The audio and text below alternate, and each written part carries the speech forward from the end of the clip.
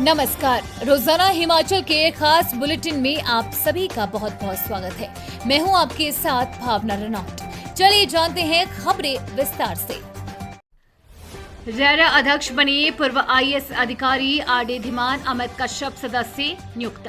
प्रदेश सरकार ने पूर्व आईएएस अधिकारी आरडी धीमान को रियल एस्टेट विनियामक प्राधिकरण का अध्यक्ष नियुक्त किया है। पूर्व आईएएस अधिकारी अमित कश्यप सदस्य होंगे। प्रधान सचिव देवेश कुमार की ओर से इस आशय की अधिसूचना जारी की गई है। दिसंबर 2024 में रेरा के अध्यक्ष का पद खाली हो गया था। मणिमहेश यात्रा के लिए हवाई सेवा शुल्क घटा, इस बार लगेंगे 6,680 रुपए। पवित्र श्री मणिमहेश यात्रा के श्रद्धालु 6,680 रुपए में हवाई सेवा के जरिए यात्रा कर सकेंगे। पिछले वर्ष की तुलना में 550 रुपए कम लगेंगे। हेली टैक्सी के दाम कम होने को लेकर खबर प्रमुखता के साथ प्रकाशित की थी। मंगलवार को पवित्र मणिमहेश यात्रा के दौरान हेली सर्विस प्रदाता कंपनियों के टेंडर अतिरिक्त जिला दंडाधिकारी के कार्यालय भरमौर में खोले गए। इसमें हिमालयन हेली टैक्सी सर्विस की तरफ से एक तरफा 3,340 रुपए सबसे कम दाम भरे हैं, जबकि दोनों तरफ के 6,680 रुपए किराया रहेगा। इस बार इस प्रक्रिया में अन्य और 4 कंपनी ने टेंडर भरे। इसमें चिप्सन, जार्जस, थम्बी और एरो कंपनी शामिल रही। उधर अतिरिक्त जिला दंडाधिकारी कुलबीर सिंह राणा ने बताया कि इस बार 5 कंपनियों ने टेंडर प्रक्रिया में भाग लिया। सबसे कम दाम हिमालयन हेली टैक्सी सेवा की रहे। बताया है कि टेंडर 3 साल के हैं। अगर फिर भी शर्त के मुताबिक कंपनी किसी नियम का पालन करने से पीछे हटती है या कंपनी के खिलाफ शिकायतें पहुंचती है तो इस पर विचार विमर्श किया जा सकता है। बताया कि श्री मणिमहेश यात्रा के दौरान हेली टैक्सी की सेवा श्रद्धालु को 8 अगस्त से 31 अगस्त तक मिलेगी। यदि कंपनी की सहमति रहती है तो 1 अगस्त से हेली टैक्सी सेवा की आरंभ की जा सकती है। मणिमहेश यात्रा में नॉन बायोडिग्रेडेबल पैकेजिंग में खाद्य सामग्री पर रहेगा प्रतिबंध। मणिमहेश यात्रा 2025 में नेशनल ग्रीन ट्रिब्यूनल के दिशा निर्देश अनुसार नॉन बायोडिग्रेडेबल पैकेजिंग में खाद्य सामग्री पर और सिंगल यूज प्लास्टिक के प्रयोग पर प्रतिबंध रहेगा। साथ ही पवित्र डल झील के जलग्रही क्षेत्र के अंतर्गत किसी भी प्रकार की गतिविधि पर भी प्रतिबंध रहेगा। प्रदेश में 386 मिनी आंगनबाड़ी केंद्र होंगे अपग्रेड, भारत सरकार को भेजा प्रस्ताव। हिमाचल प्रदेश में 386 मिनी आंगनबाड़ी केंद्र मुख्य आंगनबाड़ी केंद्रों में अपग्रेड होंगे। सामाजिक न्याय एवं अधिकारिता विभाग ने भारत सरकार को मिनी आंगनबाड़ी केंद्रों को मुख्य आंगनबाड़ी केंद्रों में शामिल करने का प्रस्ताव भेजा है। भारत सरकार की ओर से इस प्रस्ताव को मंजूरी मिलते ही मिनी आंगनबाड़ी केंद्र अपग्रेड हो जाएंगे। वर्तमान में हिमाचल प्रदेश में 153 मिनी आंगनबाड़ी केंद्रों को मुख्य आंगनबाड़ी केंद्रों में अपग्रेड कर दिया गया है। सामाजिक न्याय एवं अधिकारिता विभाग के सचिव आशीष सेहमान ने बताया कि शेष बचे 386 मिनी आंगनबाड़ी केंद्रों को मुख्य आंगनबाड़ी केंद्रों में अपग्रेड करने का प्रस्ताव तैयार सरकार को भेज दिया है। जैसे ही प्रस्ताव को मंजूरी मिलेगी, शेष बचे मिनी आंगनबाड़ी केंद्रों को भी अपग्रेड करके मुख्य आंगनबाड़ी केंद्र बना दिया जाएगा। वर्तमान में अपग्रेड हुए 153 आंगनबाड़ी केंद्रों में बिलासपुर में 2, चंबा में 41, हमीरपुर में 1, कांगड़ा में 26, कुल्लू में 8, मंडी में 30, शिमला में 34, सिरमौर में 5, सोलन में 5 और ऊना में 1 शामिल है। वहीं दूसरी और मिनी आंगनबाड़ी केंद्र मुख्य आंगनबाड़ी केंद्र में अपग्रेड होने से आंगनबाड़ी कार्यकर्ता और आंगनबाड़ी सहायिका के वेतनमान में भी इजाफा होगा।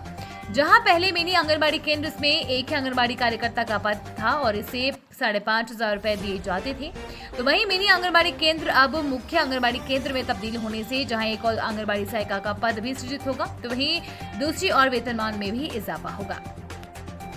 कांस्टेबल भर्ती के लिए लिखित परीक्षा परिणाम पर टिकी पुलिस की नजर, जानिए क्या है वजह। हिमाचल प्रदेश पुलिस कांस्टेबल भर्ती लिखित परीक्षा परिणाम पर पुलिस की नजर टिकी हुई है। संदिग्ध अभ्यर्थियों के परिणाम से ही स्पष्ट हो पाएगा कि इस परीक्षा में कहीं पेपर लीक तो नहीं हुआ है। अभी तक मामले में पेपर लीक के साक्ष्य पुलिस को नहीं मिले हैं, लेकिन जिन अभ्यर्थियों से पुलिस ने पूछताछ की है और जो पुलिस के रडार पर है, उनके परिणाम क्या रहते हैं, इस पर भी पूरी जांच निर्भर है। पुलिस ने परीक्षा के दिन 15 जून को भी संदिग्ध अभ्यर्थियों से ओएमआर शीट के अनुसार सवाल गलत जवाब दिए हैं। सूत्रों के अनुसार अभ्यर्थियों से पूछताछ में भी पेपर लीक होने जैसा कोई बिंदु सामने नहीं आया है। परीक्षा में जो प्रश्न पूछे गए थे, उन प्रश्नों का जवाब सही नहीं दे पाए हैं। अभ्यर्थी केवल 20 से 30 अंकों के प्रश्नों को ही हल कर पाए हैं। कांगड़ा के ज्वाली और चंबा के इन अभ्यर्थियों से पुलिस पूछताछ कर चुकी है। कुछ ऐसे अभ्यर्थी और लोग भी हैं जिन पर नजर रखी जा रही है। जांच में सामने आया है कि आरोपी विक्रम और बलविंद्र उर्फ सोनू जरियाल ने इस बार भी पूर्व की भांति ही अभ्यर्थियों को विश्वास लेने के लिए सेटअप तैयार किया था। हालांकि परीक्षा से 2 दिन पूर्व ही जसूर में अभ्यर्थियों को बुलाने के चलते कुछ युवा इनके झांसे में नहीं आए थे। इस बारे में संदिग्ध अभ्यर्थियों ने भी पूछताछ के दौरान इस बात को कबूल किया है। हिमाचल नेक एनबीए से मान्यता नहीं लेने वालों की 2026 से बंद होगी पोस्ट मैट्रिक छात्रवृत्ति, निर्देश जारी। राष्ट्रीय मूल्यांकन और प्रत्यायन परिषद या राष्ट्रीय प्रत्यायन बोर्ड से मान्यता नहीं लेने वाली उच्च शिक्षण संस्थानों में वर्ष 2026 से अनुसूचित जाति वर्ग के विद्यार्थियों की पोस्ट मैट्रिक छात्रवृत्ति योजना बंद हो जाएगी। शिक्षा निदेशालय ने प्रदेश के सभी उच्च शिक्षण संस्थानों को इस बाबत केंद्र सरकार के नए दिशा निर्देश जारी कर दिए हैं। पहले ये व्यवस्था शैक्षणिक सत्र 2025-26 से बंद होनी थी, लेकिन केंद्र सरकार ने 1 साल के लिए इसमें छूट दे दी है। अनुसूचित जाति वर्ग के विद्यार्थियों को इस वर्ष योजना के तहत छात्रवृत्ति मिलती रहेगी। उच्च शिक्षा निदेशालय की ओर से जारी पत्र में बताया गया है कि देश भर के उच्च शिक्षा संस्थानों को बड़ी राहत देते हुए केंद्र ने शैक्षणिक वर्ष 2025-26 के लिए अनुसूचित जाति के छात्रों के लिए पोस्ट मैट्रिक छात्रवृत्ति योजना में भाग लेने के लिए नेक एनबीए मान्यता की अनिवार्य आवश्यकता में अस्थायी रूप से छूट दी है। मान्यता अनुपालन की समय सीमा पर शैक्षणिक संस्थानों की ओर से दर्ज करवाई गई चिंताओं के जवाब में ये छूट दी गई है। मार्च 2021 में जारी मूल दिशा निर्देशों के अनुसार पोस्ट मैट्रिक छात्रवृत्ति योजना का लाभ लेने वाले संस्थानों को 2025-26 से योजना में बने रहने के लिए 2024 तक राष्ट्रीय मूल्यांकन और प्रत्यायन परिषद या राष्ट्रीय प्रत्यायन बोर्ड से मान्यता प्राप्त करना आवश्यक था। मचा हाहाकार, कुल्लू की सैंज घाटी में बादल फटा, जीवा नाला उफान पर। हिमाचल प्रदेश के कुल्लू जिले की सैंज घाटी में आज अचानक बादल फटने से हड़कंप मच गया। बादल फटने की ये घटना सैंज घाटी के ऊंचे इलाकों में हुई, जिसके कारण जीवा नाला में अचानक जलस्तर काफी बढ़ गया और वो उफान पर आ गया। प्रत्यक्षदर्शियों के अनुसार बादल फटने के बाद कुछ ही मिनटों में नाले में पानी का बहाव इतना तेज हो गया कि किनारे पर मौजूद हर चीज को अपने साथ बहा ले जाने लगा। हालांकि अभी तक किसी बड़े जान माल के नुकसान की खबर नहीं है, लेकिन स्थानीय प्रशासन ने लोगों को नाले के करीब न जाने की सलाह दी है। चलती कार से लटकते दिखे पर्यटक, रील बनाने के लिए जोखिम में डाली जान। प्रदेश में गर्मी से राहत पाने के लिए इन दिनों भारी संख्या में लोग पहाड़ों का रुख कर रहे हैं, लेकिन कुछ पर्यटक रोमांच के नाम पर अपनी और दूसरों की जान जोखिम में डाल रहे हैं। एक ऐसा ही मामला नेशनल हाईवे 503 पर मुबारकपुर से रानीताल के बीच ढलियारा के तीखे मोड़ों पर सामने आया है, जहां चलती गाड़ी में युवक और युवती कार की खिड़की से बाहर निकलकर सोशल मीडिया के लिए रील बनाते नजर आए।